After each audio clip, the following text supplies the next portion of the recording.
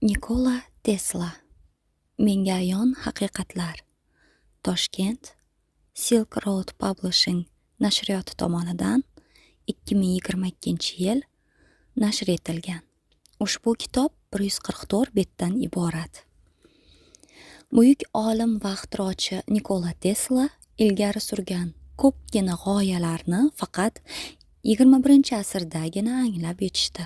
Uning ba'zi bir fikrlari esa hamon jumboqligicha qolmoqda.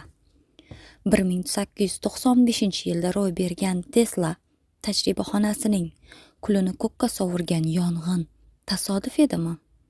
Filadelfiya tajribasi, quvvatni simsiz uzatuvchi dunyoviy tizim bilan bog'liq voqealar qanday sodir bo'lgan va chindan ham sodir bo'lgan edimi?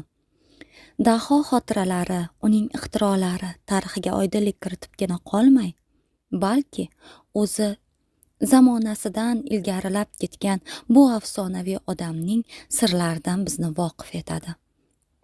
Qo'lyozmalar yonmaydi, qo'lyozmalar yo'qolmaydi.